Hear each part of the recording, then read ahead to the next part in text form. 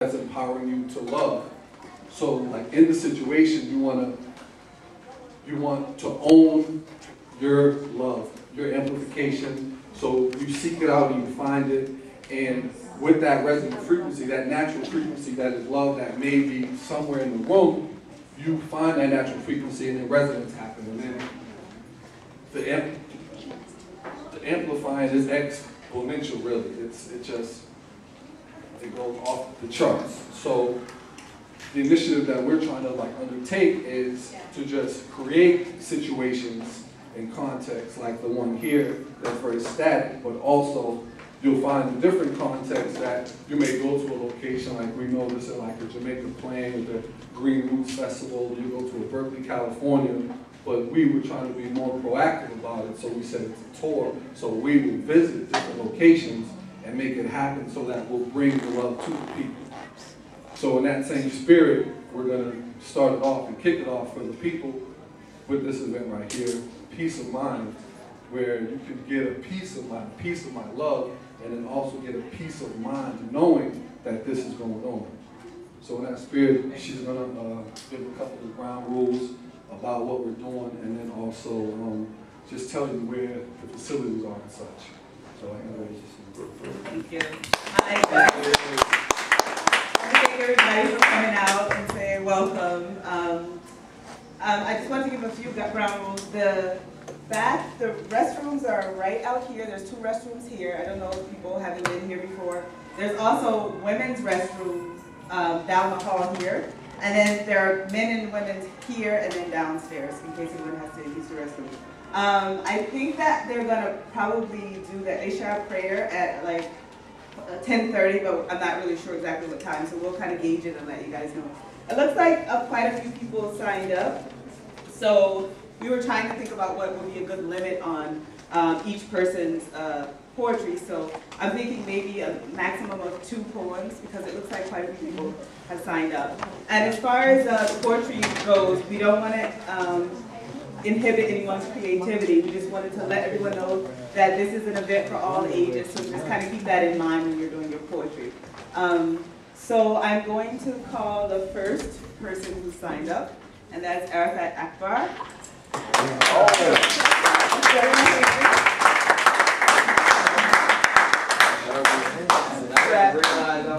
Yeah, we just want to say a little bit about like where you're from, and then if you could maybe give an intro to your poem before you do it. And you feel free to use this too. It's like a stand. I'm asking a poem. Okay. Like this. All right. My name is Arafat Akbar. I'm local, born and raised Roxbury. This is my place. Got much love for Roxbury and Dorchester. I'm from Boston a lot. Last year I started an entertainment label called LightSpeed Entertainment, focusing on socially conscious entertainment, and that's my baby right now. I'm feeding her, and she's growing, or him, whatever you want to say. And she's growing, and I'm getting a lot of good feedback from the community, and so, God bless that effort. You're going to confuse her if you don't make up your mind what gender she is. I won't even go into that. But I'm going to do 2 pieces today. One of them is, it's a poem that I wrote yesterday, and it doesn't even have a name yet. I'm going to read that first. And then the second one is, it's a short story, no rhyme to it, it's just a short story, and it's just to provoke thought. So I can be very opinionated at times, so I hope that doesn't offend anybody, but it's just me. So here's a poem, the unnamed poem. So life's just like a poem, and everything rhymes, but you could not know just from one of the lines. And how would you know life is a line? And how would you know how life is a line when you're only part of a moment in time? See, dancing is deep if you open your mind, because your movements are based on the sounds left behind. See, each sound you heard was a separate sign, revealing a pattern in a larger design. But you didn't know the larger design of the song till it finished, and you could rewind and reflect. But before that song was defined, you still knew your moves before it was time. See, life is a poem and everything rhymes, and you're only written in one of the lines. So from where you stand, you can see what's behind and know how to dance, but not how it combines. So how can you say what's good and what's crime when you've been at the end until you've been at the end of this plan that's divine. So it's just interesting, because I was talking with a brother today, and we were talking about, things happen. People die, and bad things happen in life, and we get discouraged, and people get mad at God, and all these other things. And at the same time, when we sign things off, we try to write things off as good and bad. But how do we define good and bad until we know the purpose of this whole thing called life? None of us is at the end.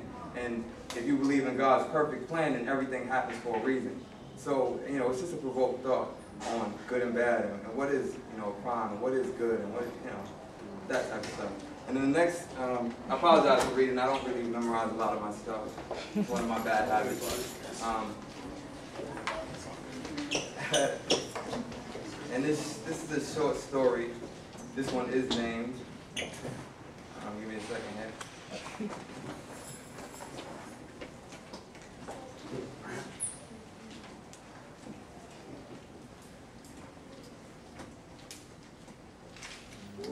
I did the same thing. Yeah, I know. Gotta get it together, right? No, it's all good. All right, so this one is called One Way to Heaven. And it's a short story, and I want y'all to, think about it. And I hope I won't be hanged after this. I'm joking. My word, I got protection in the crowd. Anybody else? Okay. Well, all right, so here it goes. There was a man who lived a troubled life, who wanted to change. And he thought if he could change, maybe he could make it to heaven. His father was a religious man, so he asked his father, he said, "Dad, how does someone like me make it to heaven?" His father said, "Son, I follow religion, but I have no authority to speak for God. You should go see your grandfather. He's the most religious man I know." So the man went to his grandfather. He said, "Papa, you're a very religious man. How does someone like me make it to heaven?" His grandfather said, "Son, I remember the day your mama delivered you. You wasn't no good then, he ain't no good now. What you asking me for? I look like God to you? Why don't you go ask the preacher something? Boy, you need help." So the man went to the temple, and he asked the preacher, he said, "Preacher, how does someone like me make it to heaven?" And the preacher said, "Son, only God." And the preacher said, "Son, only God can guide us, and only God knows who will make it to heaven. But do as I say, and you will find what you seek." So the man did exactly as the preacher said, faithfully, until his death. When he arose in his afterlife, the man saw fire, brimstone, and unimaginable terrors. He could not understand why, but he knew he was in hell. In hell, the first person he saw was his father. He could not believe that his father was not in heaven, and he said to his father, "Dad, you are a religious man. Why are we in hell?" His father said, "I followed everything my father told me. God knows where I went wrong." The next person he saw in hell was his grandfather. He was even more shocked to see his grandfather in hell, so he asked his grandfather, he said, "Papa, you were the most religious man in our family. Why has God placed us here?" Grandpa then said, "I followed everything the preachers told me. God knows what I did wrong." The next person he saw was the preacher. He could not understand why the preacher was in hell. And he said, "Preacher, you are the most religious of the religious people. Surely you must know why we're in hell." The preacher said, "I only follow what my forefathers followed. God knows why we are here." So the man then says in a loud voice, "Oh God, I've done everything I was commanded to do on earth. Why did I not make it to heaven?" And God then said to the man, "O poor soul, in the end I have only given you that which you used to seek. Only I could have shown you the way to heaven, but you never asked me how."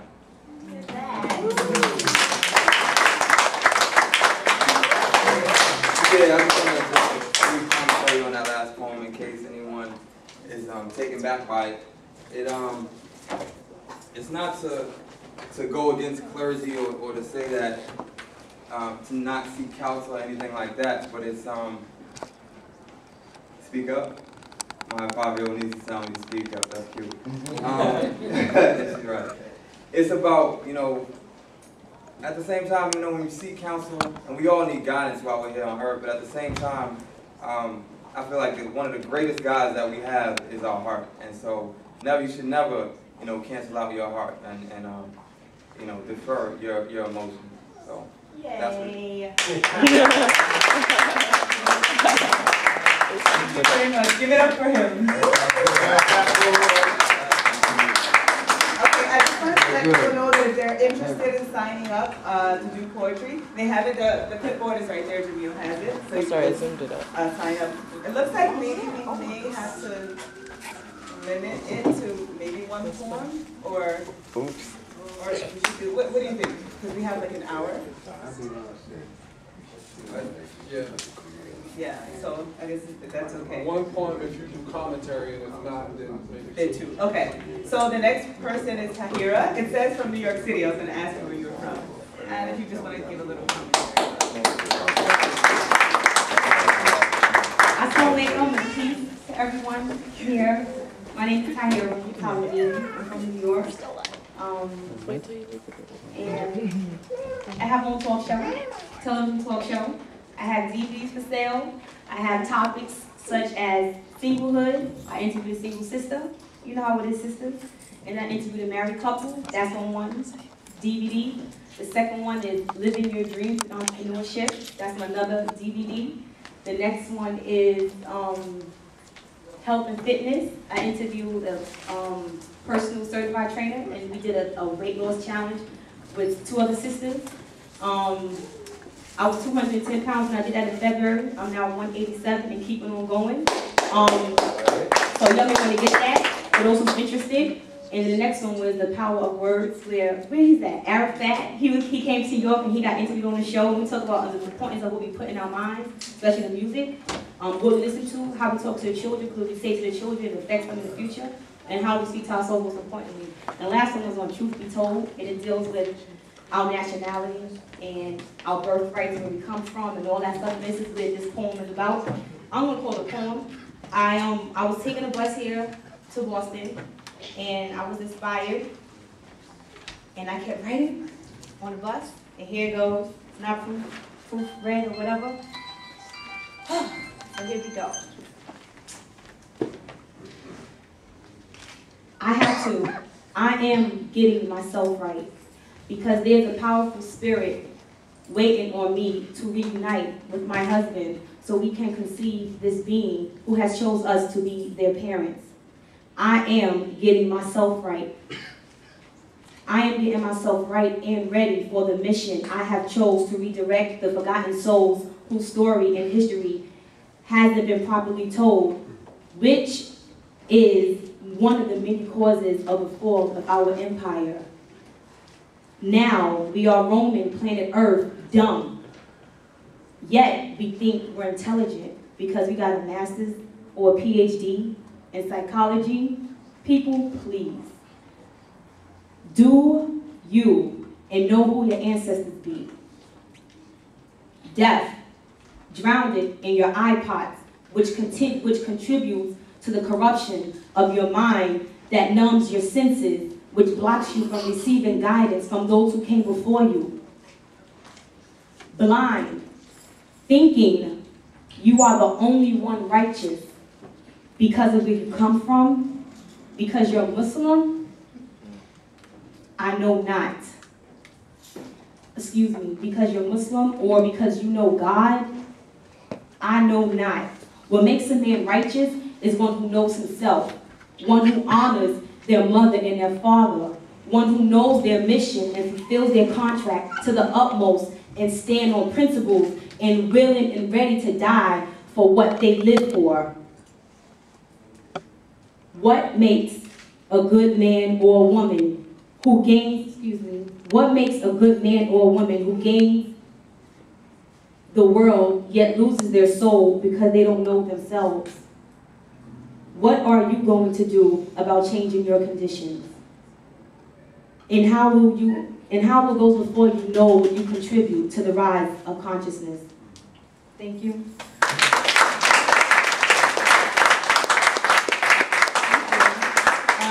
Next person up is Stephanie. Stephanie! Yay, Stephanie! Okay. Assalamu alaikum. I'm from Somerville.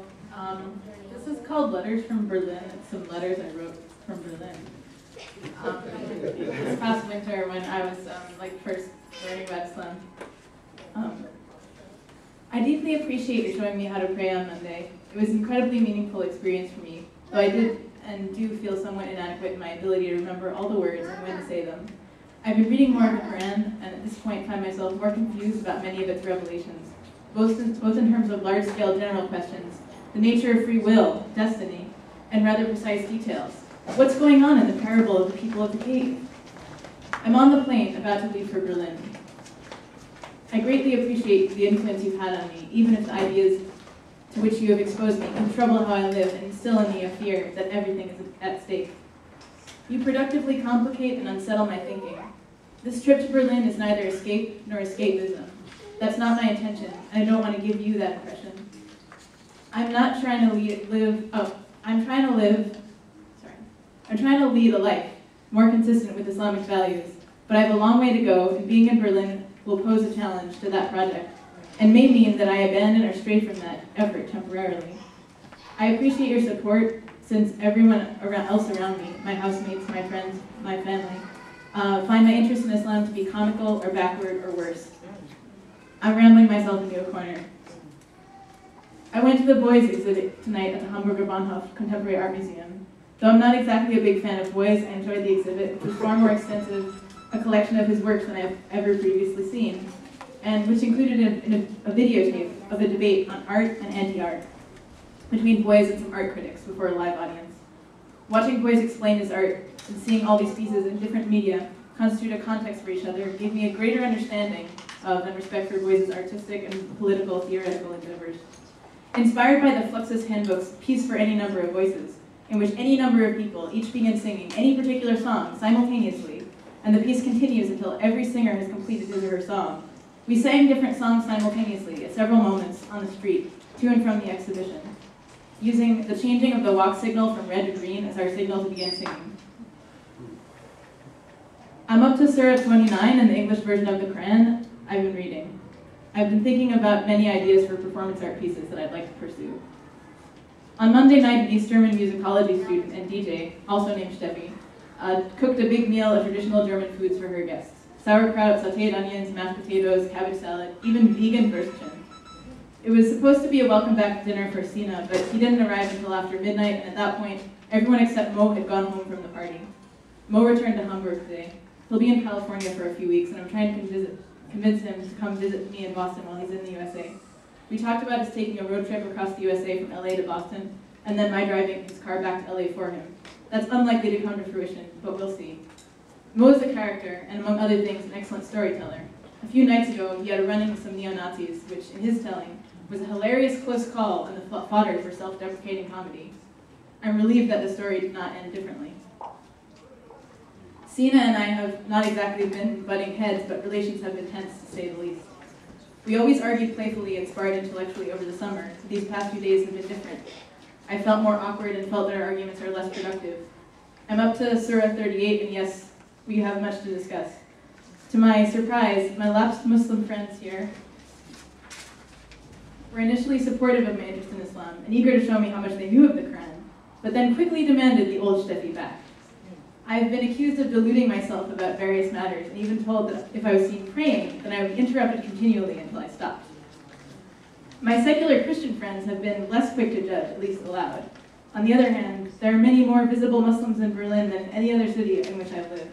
I feel very connected when I've gone to a restaurant and see Bismillah ar-Rahman ar-Rahim written in calligraphy framed on the wall. Being back in the Berlin leftist scene has renewed my attitude of critical questioning and my Marxist sensibilities, but has also made me feel all the more alienated from and wanting to distance myself from the alcohol, marijuana, tobacco, backbiting, and sense of entitlement that seem to saturate the air of this activist space. In the anti-fascist movement, I found myself reintroduced to a kind of machismo that both fails to engage feminist concerns and glorifies rock throwing at people and other acts of violence as heroic and radical militancy, showing some kind of authentic devotion to the cause. The people who scare me most are those who will join whatever cause promises the most opportunities for hand-to-hand combat. Any political movement that actively recruits thugs to be muscle seems automatically suspect to me. While I would not go as far to say that violence has no place in activism or politics, I think that to hurl a rock into a crowd, even a crowd of fascists, who are of course also people, is irresponsible, counterproductive, and likely to cause injury and possibly even death to another person. To inspire retribution from the other side, as well as from the police, and to shrink the visible differences between fascism and anti-fascism. My weekend was quite fulfilling. I finished my first reading of the English version of the Quran. Earlier you asked me which surahs have particularly resonated with me. Below is a list of passages that I want to remember, either because I found them especially beautiful or meaningful for me, or because they provided an important summary or general truths, or because they declare important and challenging truths or commandments that I want to keep in mind. Please forgive, this is just a list of numbers without any comments or questions. I took my notes by hand in a notebook and I haven't typed them up yet. I'd be happy to talk with you further about what struck me in each of these particular passages, but for now, I want to at least give you a list in response to your question.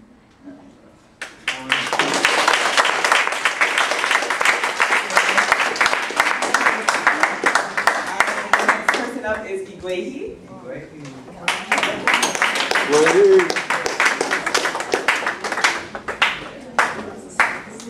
Yeah. It's not from the microphone, it's for the, if people wanted to put their. Oh, okay. I think we have it there. Okay. Can you guys hear me? I'm pretty loud. You are. You hear me pretty good? Because I usually, my emotions really into my poetry, so it's hard for me to hold the mic while I'm trying to do it. So everybody hear me okay? Yeah. Okay, great. I think it's okay to leave it on. What's going on? My name is Igwehi. I'm a poet regularly, also a law school student. I'm born in Nigeria and been living in Massachusetts since I was 5. So I'm pretty much a Bostonian, I like to say. And I started performing poetry. I've always written poetry since I was like 14, but I started performing it when I lost a very, very close, I lost my boyfriend last year to street violence. So that really pushed me to start performing. My first poem was dedicated to him, and then since then I've just continuously performed. This piece that I'm actually going to do for you is, besides the piece that I wrote to him, is another very emotional piece for me because I feel it really liberates me. I changed myself a lot after his death into becoming a better person for myself, and since then, the growth has continued, and this poem really reflects my growth. And it's called A Love Poem. So everybody can hear me, right? Yeah. Okay. This is a love poem to you and you and you. Because I don't think the sound of my shrill voice, cracked under pressure, half begging for your attention, half demanding it, makes a difference to you anymore. You are now the master of toning out the dreadful sounds of a woman scorned so well, you purposely repeat mistakes that I forgive and ride off in debates with lesbian feminists who state that that's how men are. Arguments is played. But I quickly retaliate with facts from history like even great leaders as MLK were infamous for their promiscuity. Pathetic, I know. But when the pain that you caused begins to swallow whatever emotion retains the fear of loneliness and desperation, I force my stilettos to take long overdue steps opposite your direction to another fitting your same description.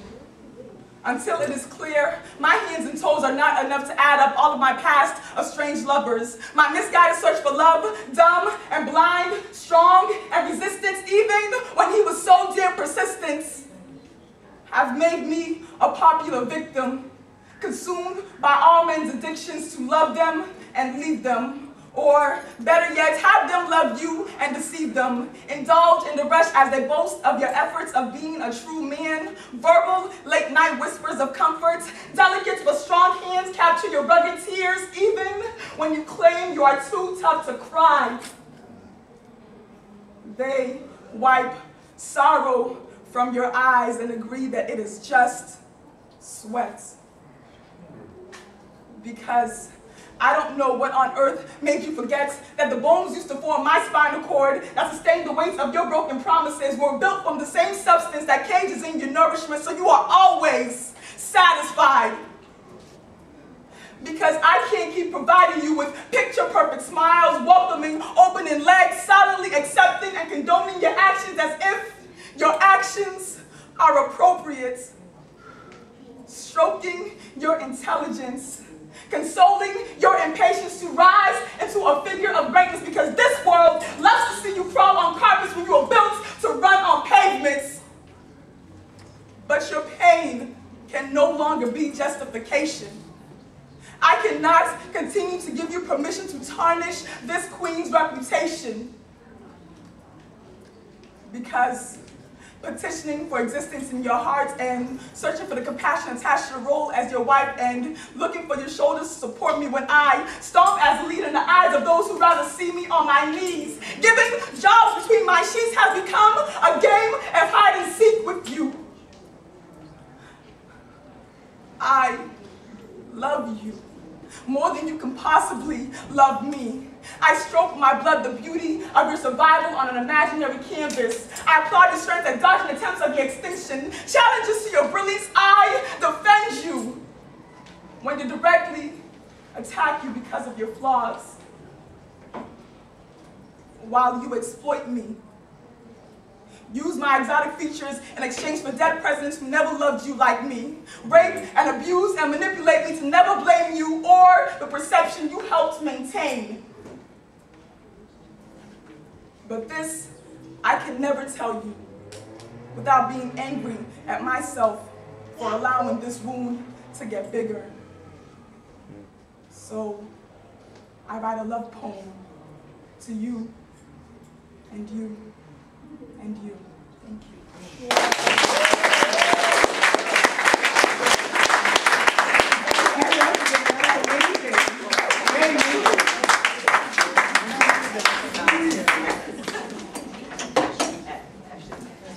The next person up is Ashley. She's not in. Oh, you're not in? Okay. Who's next? Michael Williams. Michael. Hey, Michael.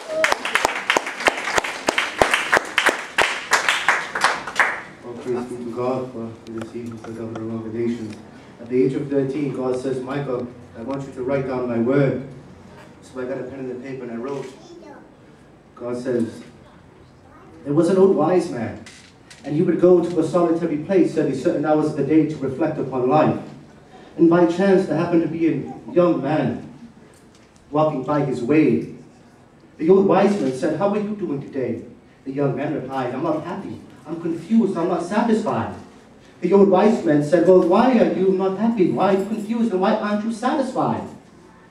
The young man said, well, it seems to me that everyone has all kinds of money and I don't. They have all kinds of houses. They have all kinds of cars. They dress in beautiful apparel. They live a life of luxury and ease without a care in the world. I wish I could have what they have. The old wise man said, well, just because they have all the money in the world doesn't mean they're truly happy and truly satisfied. Are you happy now that you know this? The young man said, no, I'm not. The old wise man could still see that this young man was attached to worldly desires and full of passions. And he says, if you are not happy now and you don't have the things they have, what makes you think you're going to be happy when you do? Don't let society deceive you, because the very thing you have in possession is the very thing that possesses you. In this life, you are accepted and judged for what you have. But in God's world, we are accepted and judged for who we are. I ain't going to commentate on it, but I have a message that God says, is it not God who is the governor among the nations? Is it not God who holds the fate of mankind and puts it in the palm of his hands, and by the breath of his nostrils he moves it wheresoever he wills? Is it not God who created the heavens and the earth, the sun, the moon, and the stars? Is it not God who breathed in you the breath of life so that you might have life? My law is pure, it is holy, it is righteous, and my law does not change for popular opinion. It is those who disobey the law who will be corrected, but it is those who obey the law that will prosper. I made the eye, I see all things. I made the ear, I hear all things. I made the mind, I know all things. Believe me when I tell you that you cannot and will not and you will never be able to separate religion from politics. And the people of Palestine, I can assure you that I too have come to the conclusion that the state of Palestine can no longer depend upon the state of Israel for their own existence and their own survival. And so therefore we have no other choice but to fight for our own independence until every individual is treated equally and with dignity and respect by getting a top wage, by getting a benefit, by getting health insurance, so that everyone can be able to have food to eat. There is no religion in that. But what I will not allow is for anyone to use religion to justify going to war, only so they can capitalize on exploiting my labor. We recite unto you God's revelations for people who reflect. Therefore, take heed to these words from the people of intelligence. Thank you.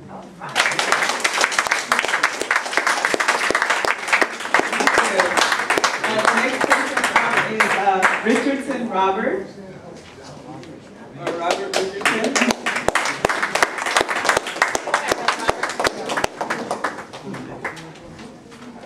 Assalamu alaikum. Well, this poem that I'm about to recite has to do with forgiveness and firmness of love, basically reconciliation. The title is Without You. The best example is like a bicycle that is not capable of being mobile without its pedals. This is how I'm feeling of you, my dear adorable. In a way that is gentle, I want to caress you, letting you know that you are lovable. I want to give you something that is valuable. I want to give you nothing but good time, giving you a life where freedom and love wine. Because without you, my soul is empty. Without you being my favorite Tutsi, I profoundly feel so lonely.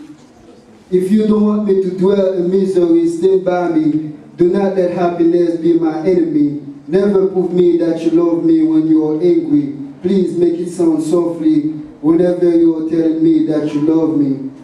Oh, my beautiful ultimate goddess, never neglect to dissipate my stress, my heaven-sent mistress of both my sadness and happiness. Always share with me that beautiful smile of yours that is in harmony with your marvelous voice.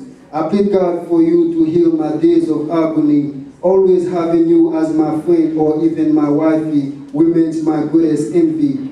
Frankly, I have a feeling that you and I are able to vibe eternally, be my drug of choice that gets me high, my dear joyful remedy. Let me not down in the name of jealousy.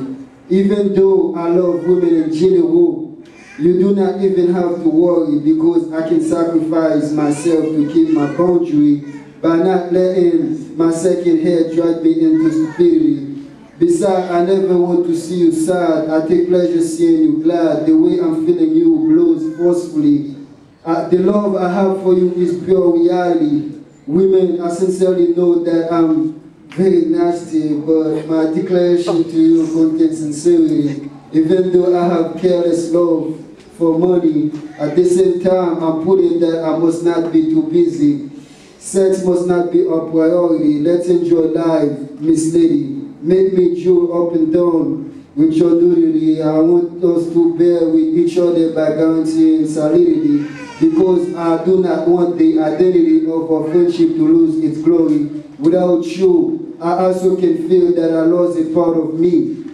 So I lose a part of me. This means I delve into becoming blue, left alone in the zone without having a clue. Without you, my heart has no excuse. But with you and for you, I have no curfew. For will to the willers, my love for you is all true. Yeah.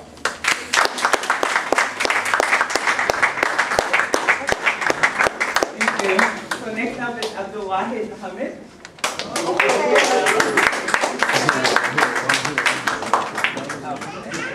Talk to him real quick.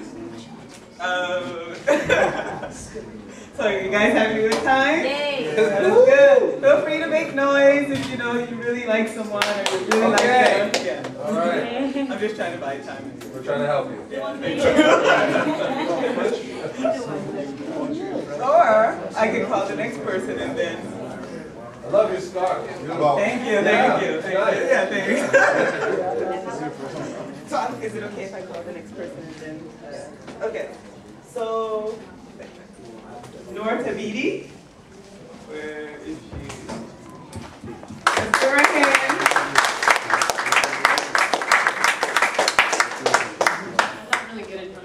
Okay. So this rap I'm gonna be rapping is by the Flowbots, and it's called Rise. Yeah.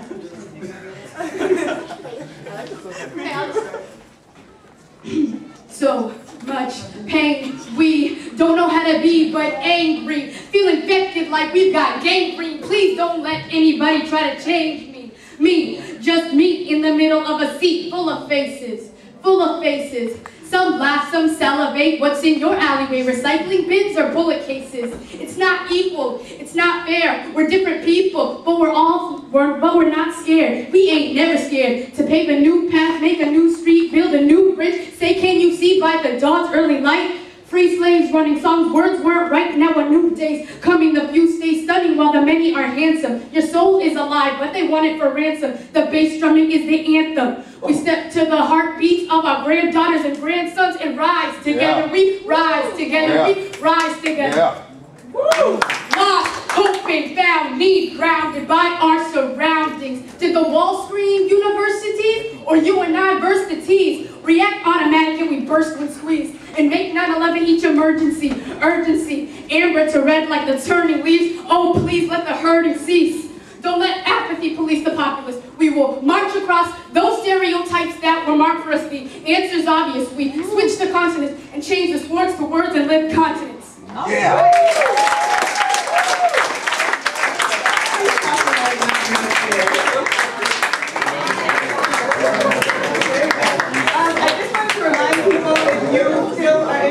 Signing up for the open mic, Jamil has the clipboard right there. Next up is Abdullah.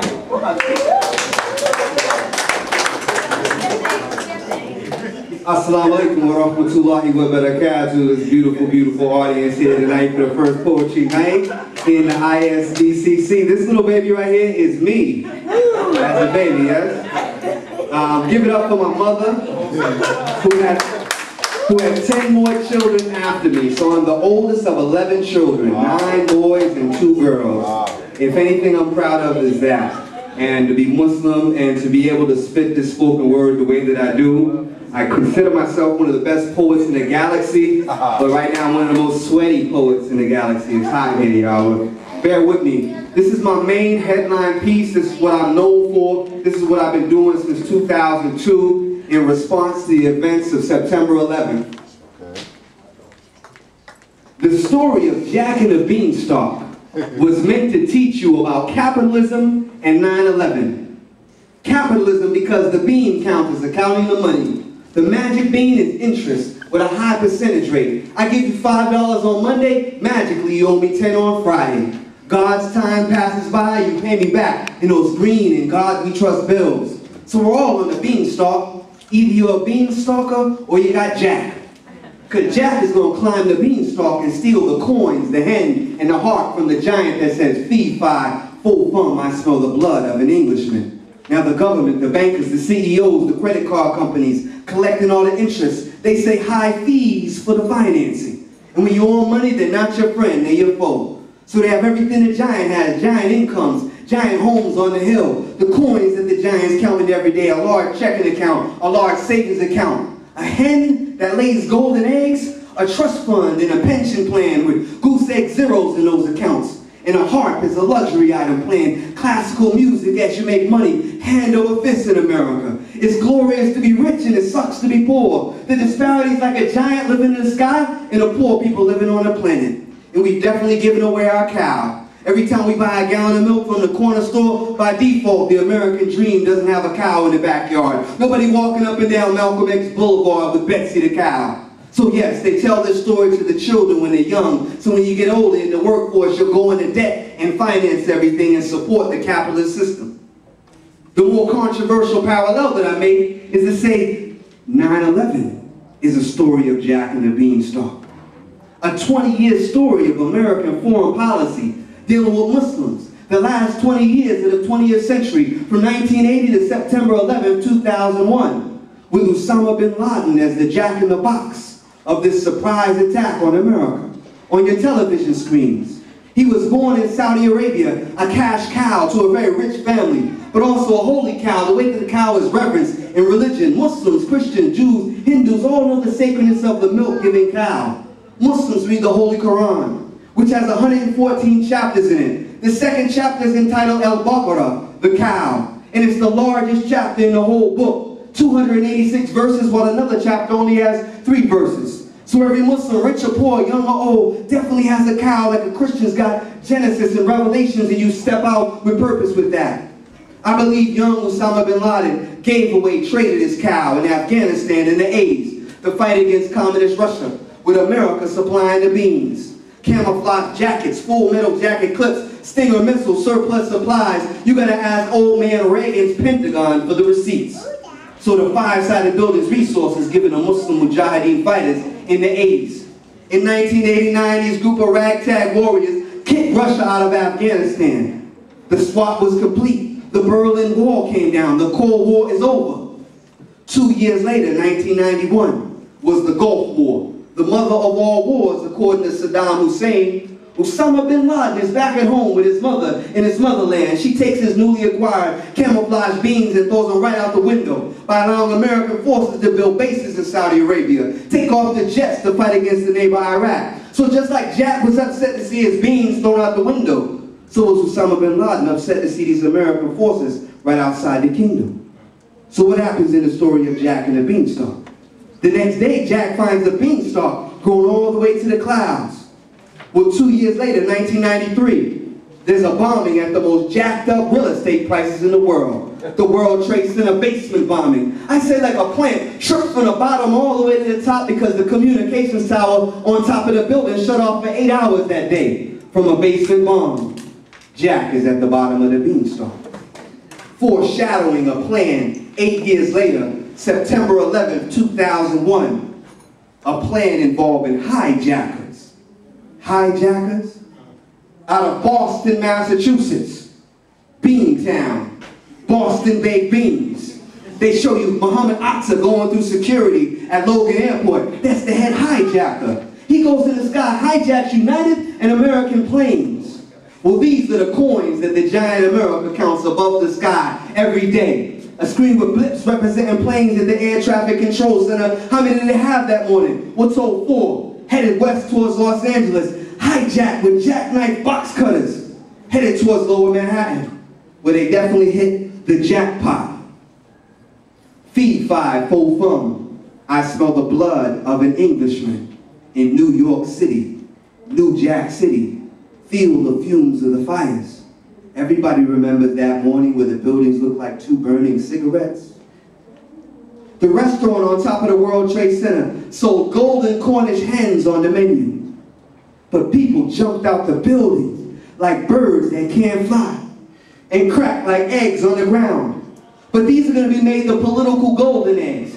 Give their families millions of dollars immediately. We'll build another tower in their memory. We'll read their names off every anniversary of September 11th. So 50,000 people die in the highways and roads in America every year. Are those the golden eggs? What are Katrina victims, earthquake victims, tsunami victims, Iraq war victims? SubhanAllah. It's the Adhan. All the Muslims that have died in conflict, all the people that have died in the history of life. They have made the 3,000 victims of September 11th golden. The last thing that comes down in the story of Jack and the beanstalk is the harp. When Jack takes the harp, the giant wakes up and follows Jack down the beanstalk, and Jack is so fast he chops down the beanstalk, killing the giant. Well, the communications tower on top of the building communicates with waves of propaganda. CNN, NBC, Fox News. Yes, you know it's time for prayer. And the way we've seen the buildings fall, y'all.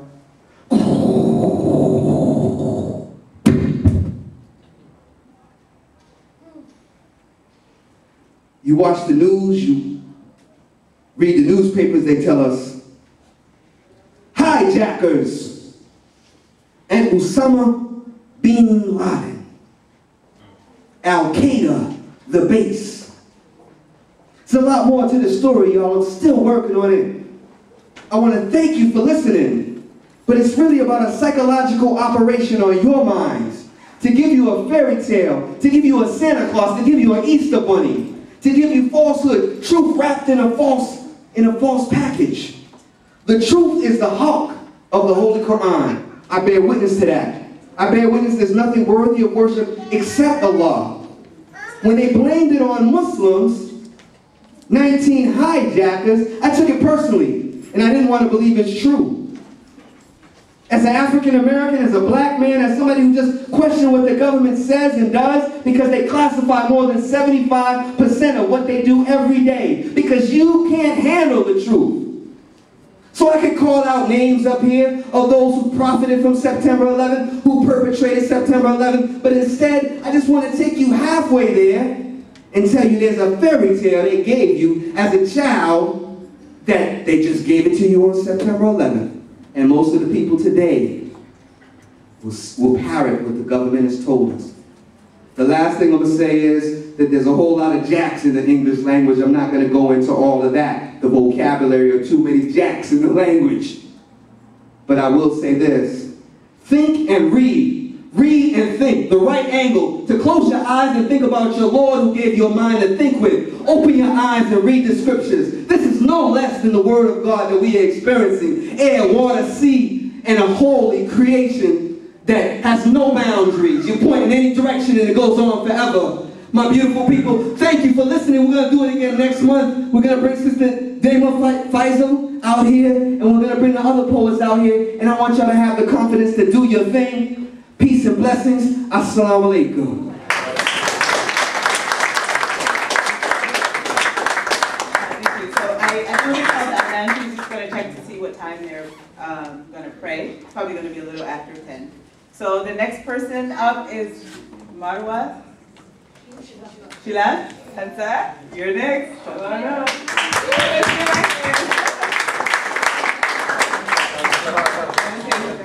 Where are you from? And you can introduce yourself. I was born and raised in Boston, Massachusetts, but my mom is from Morocco. I am going to be a sophomore in high school. Can you speak up a little bit? Sorry. Okay. I'm going to be a sophomore in high school in September. Okay, so this poem is called Lift the Veil by Anonymous. Lift the veil, they say. Oh, poor girl, you're so beautiful, you know. It's a shame that you cover up your beauty so. She just smiles so graciously, responds reassuringly. This beauty that I have is just a simple part of me. This body that I have, no stranger has a right to see. These long clothes and shawl I wear ensure my modesty. Faith is more essential than fashion. Wouldn't you agree? This hijab, this mark of piety, is an act of faith, a symbol for all the world to see, a simple cloth to preserve her dignity. So lift the veil from your heart to see the heart of purity. They tell her, girl, don't you know this is the West and you are free? You don't need to be oppressed, ashamed of your femininity.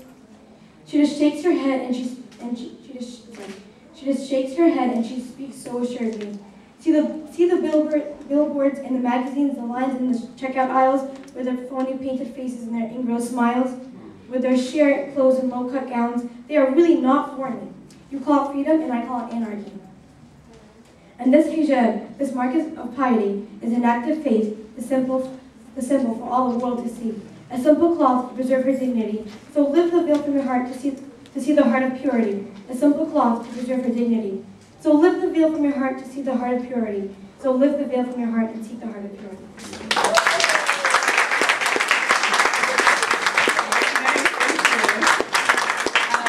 Next up is Latifa Zeez.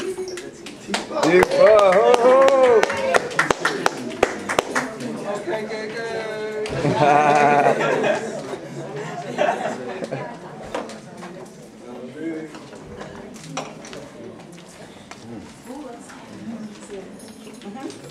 Okay, so we've been schooling all day and my school's out. So what I hope to do tonight was really just do a flashback so my kids could see that basically many moons ago, you know, I was just a 16-year-old with nothing on my mind but time, and I used to rhyme. So I'm going to rhyme for you today. There's definitely nothing deep about this, okay? They used to call me Queen Latifah back in the day. And right across the street, I rapped with Slick Rick. I'm 16 years old. And I had a couple of lines that I did, and I'm going to try to do as much as I can remember. So work with me, because I might show some cerebral palsy. All right. I'm funky, funky, fresh and flesh. Yes, yes. Who? It's me. Latifah rocks the party. You see, it's a habit. I just can't seem to break. Now, really, that I want to is the titles I like to take from an unsuspecting novice female, thinking in a party she could be. Get real. Caught up in the battle, only one could prevail, and she lost the cause. Cause he can never fail. Funky lyrics like this. Ooh. Alright. So we go to the second one.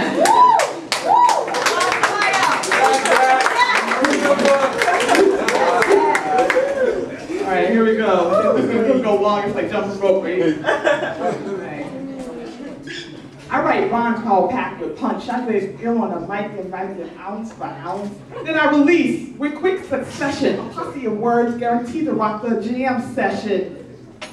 To rock the party is a natural thing. I get ill. And that's all I remember.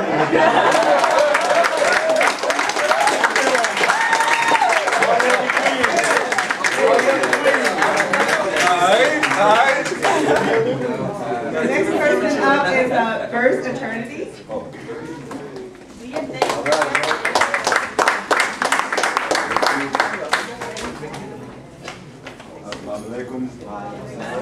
This poem speech is available in books, print, if anybody's interested. I'm here tonight to deliver a brief response from the urban curbside trees to the continued petitions to cut down the urban curbside trees, rooted strong and reaching tall, hanging on the urban street curbside. I'm suspect. That's one of your cries. I'm too big or unwieldy, with nothing contributing to industry nor family, and blah blah goes your petition about how I lead, about how unchanging I prove to be. You say he's not our model, example of an upwardly mobile tree. Well, you listen, I owe no apologies. I remember how I got here. I remember how you got here. I know the full story. And it's not my hang that bothers you either. It's not my lean. It's that, in spite of everything, I remain to any degree free.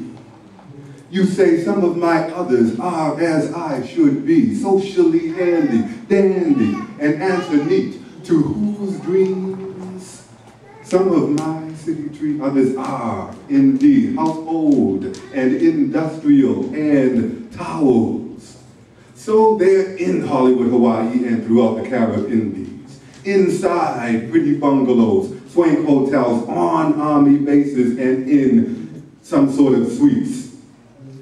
So they're relied on in government, business, religion, academies, and families all across our tortured lands and 7 tortured seas. They are first pulverized, you do concede. But then you assail. I should be glad to see they're pressed back together and wall-propped beautifully from where they are, rugged, sturdy, many brown as you please. Some even get started on commercial TV, yup, in the palm of your hand. They perform rough and tough. And in the clench of your fist, they just crumble and give up. I should go through a few changes like that for your thrills. Keep you away from your continued spoils and spills, then lay quietly in shreds and still in your filth for you to then comfortably dispose. Well, you can be sure I have comfortably said no. So I'm a selfish, conceited tree you pretend to suppose, and with that you load your petition. Oh, just so as to improve his condition. Further quote, standing as he is, he's unreliant. I'm unreliant. You're in defiance, but you listen and take this not as no threat, but rather solid advice for your tiny ambition. You'd better reverse your defiant position. Then, if you know how to properly count, you'll go properly count me in reverent appreciation as I stand up right here, spreaded wide and rooted strong and reaching tall. See, listen, because if you don't, you surely won't count at all.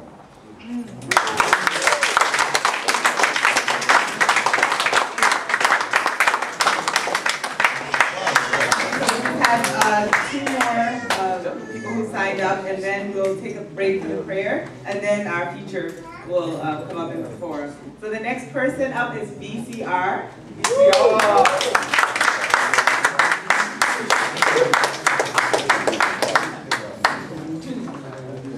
Can y'all hear me? Yes. Can you hear me now? No. Right now, this is entitled A Very Infuriated Poem. Let's see why. It's the homicidal blues on the 6 o'clock news. Local papers front page, 13's the age. Oh man, not again. Someone lost a friend, is ashamed that his life has to come to an end. Breaks the heart of his mama, who is tired of the drama. Who has the solution? Jesse, Obama, Sharpton, Farrakhan, maybe Kanye West. From sucking mama's breast to the casket where he rests, sadness looms, happiness turns to gloom, and teardrops are falling down hard like monsoons. We're gonna see a memorial on the corner soon, with flowers, teddy bears, candles, photos, and balloons. No arrests were made, perpetrators on the loose. Police say that they are on it. Oh, what's the use? They said the same thing about another murder case, resulted in an unsolved crime without a trace. Why detectives are investigating at a slow pace? Call me crazy, but I believe it's because of our race. Let that be blacks killing whites late at night. You'll see several cruisers with flashing blue lights. It's ridiculous, I'm sick of this. When will it stop? Every time someone drops from the pop, pop, pop. Just a town full of cowards with a gat in their hand. Ain't nothing but a boy, you're far from a man. You're ripping some hood like you don't take care of. Committing genocide like you're not even aware of. Just the government's puppet show. Ain't gangster enough to get up and go. Ain't got enough heart to drop your guns, but enough when you see that white cop, you run. Like a track star, Carl Lewis should be your name. Won't shoot at any pig, plus you got no aim. Which is why when a man with a clear proof of innocence residing at a burial due to your ignorance, and I'm really getting sick and tired, better renew your whole life before your behind gets expired. My voice cries out for the heart that bleeds, which allow poor mama to drop to her knees.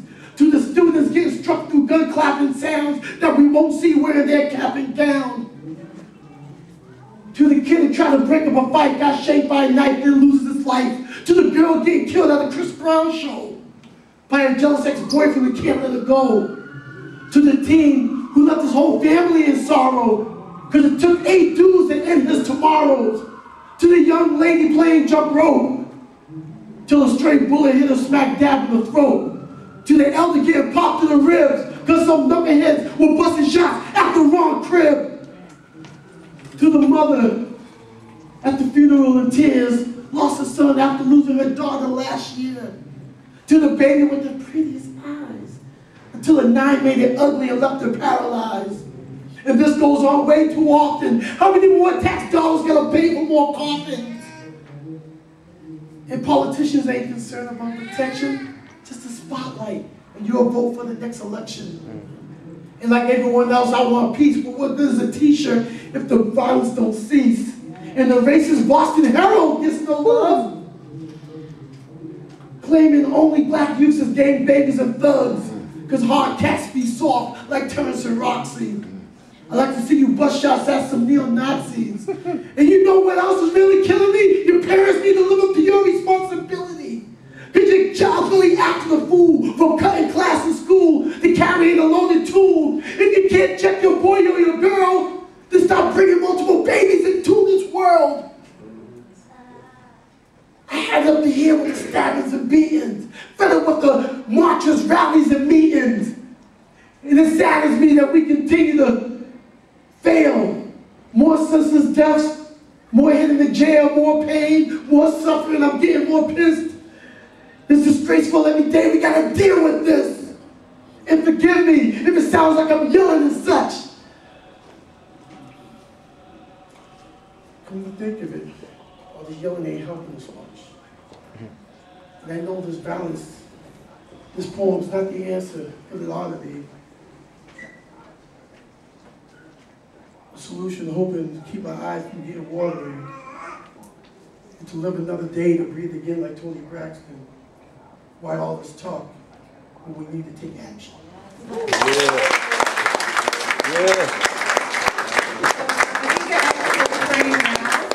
If people want to go to prayer, they can. And then I guess we'll convene back here in about 10 minutes.